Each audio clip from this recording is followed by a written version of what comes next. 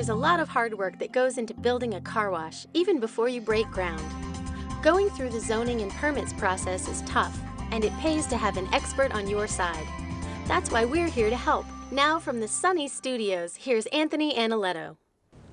Building a car wash is already a difficult task, but wait until you start the process of dealing with zoning and permits. Today we're going to try to give you a basic understanding of what you're about to face and interview operators to find out other challenges that we could not yet even dream of. Just remember, have patience, hope for the best, expect the worst, try to have a little fun with it, and you will one day get through the process just fine. Remember that the pains of your efforts may add significant value to your property. So, with a great sense of humor, let's get started by identifying the general categories that relate to zoning for the car wash.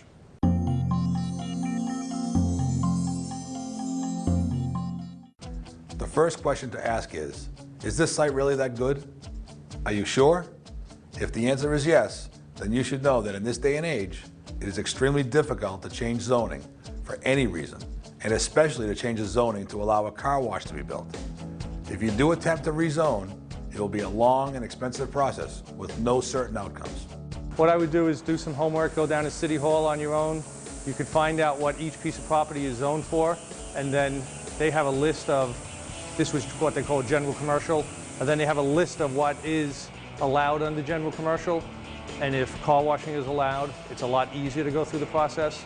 Most municipalities don't have that, and they have what they call special use, a special exception, and then you have to go through a process to do that. So your first step would be is find out what your property is zoned for, find out what the city will allow on that property. We actually did it in the reverse. We went to the city first, and we said, okay, if we want to build a car wash, what property should we look for?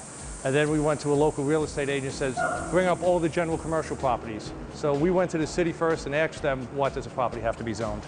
I know operators who have spent over $200,000 in legal fees, engineering fees, architectural fees, lobbying fees, and have come up empty-handed.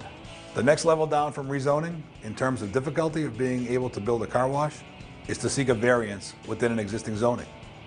If the property that you wish to build on sits on some form of commercial or industrial classification, but does not allow car washes, requesting a variance in the zoning can be almost as difficult in terms of process as rezoning, but it has a greater likelihood of success. Even if the variance is granted, a conditional use permit will usually need to be sought and approved.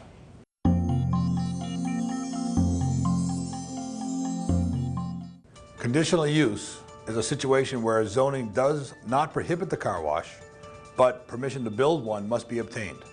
This status is quickly becoming the situation for most prospective car washes. If a conditional use, or is sometimes called a special use, permit is requested, the chances are better of obtaining a permit to build a car wash.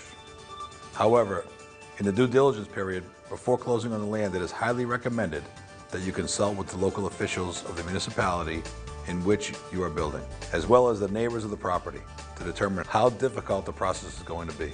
Over time, more and more communities have put in specific restrictions that are intended to make it difficult to build a car wash. Unfortunately, building a car wash is often greeted with all the enthusiasm of building an adult video store. Although this is unfair, the image is there and it has to be dealt with.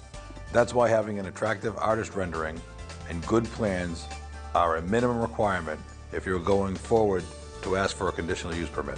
Well, I think it's really important if you're going to have to go and have a town meeting that you do everything you can to convey yourself as a good neighbor.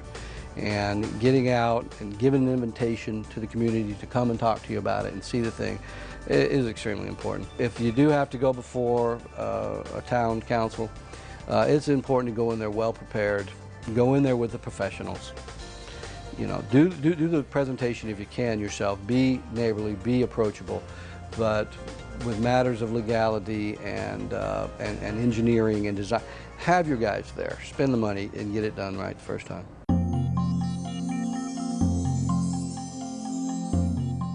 It is often believed that just because a location has car washing as an explicit permitted use, that there will be no difficulty in obtaining the necessary permits to build a wash.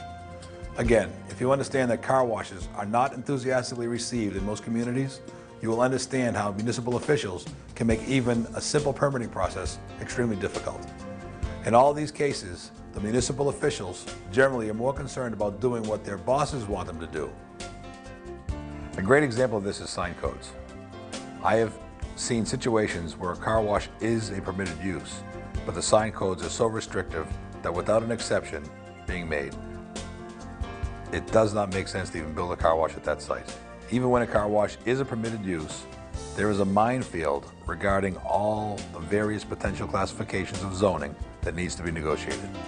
Our impact fees on new location are going to run around 60,000, but I've heard them upwards of 150 to 200,000. And they're going to want to know where your water's coming from. Are you going to reclaim it? How much runoff you have? You're going to have all that ready to go. They're going to be asking how many gallons does it take to wash a car? Because when it comes into a drought, they're wanting to know that information.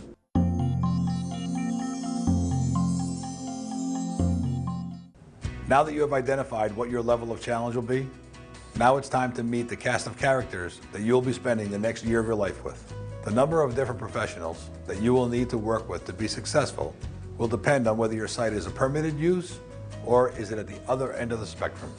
At a minimum, you're going to need a general contractor, an architect, and a local engineering firm. Depending on the situation, you may need some or all of the following professionals to be involved in the process. You are also looking for an attorney, someone who has been before the various local entities for whom you're going to seek approval for your car wash. Ideally, this attorney would be well known locally and have some political influence. A sound engineer's services are sometimes required to conduct a sound test at the site, examine data relating to the noise factor of car wash blowers and vacuums, and to compile a study that determines if the code regarding loud noise levels is being complied with. Traffic engineers are professionals sometimes called upon to conduct a study to determine the impact of the projected car wash volume on local traffic conditions. You may also need a structural engineer. A report is sometimes required to determine that the building structure is within compliance of the building code. Sometimes a municipality requires a landscape plan from an architect who has the proper credentials regarding this area of architecture. Most local architects do not offer this service as part of their professional offerings, and it will need to be subcontracted out. A planner is a professional who can assist in determining that all of the elements of the car wash plan fit within the overall requirements of the community plan that is currently in place. This planner, ideally, has often had contact or a relationship with the local municipality as well. Car wash consultant. Help is usually required, especially regarding the prospective car wash equipment to be used, from either an industry consultant, local distributor, or the manufacturer.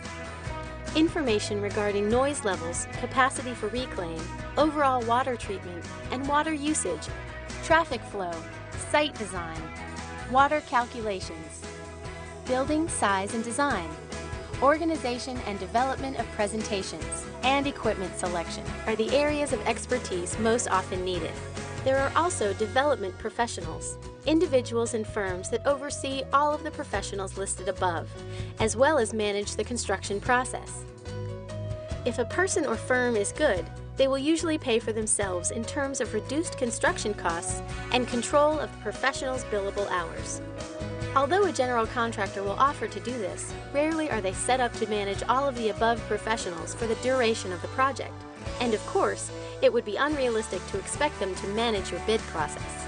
My recommendation to anybody who's looking to get in the car wash business or is in the car wash business and wants to build a car wash is put that team together, make sure they're qualified. Don't take anybody's word on anything. You're going to have to take page for page through your plans and double check and triple check everything. If you take other people's word, architects, builders, you're going to get hurt. You almost have to be a builder, an architect, an engineer, and a car wash operator because it will make your life, and take that extra time to go through your plans and look at it.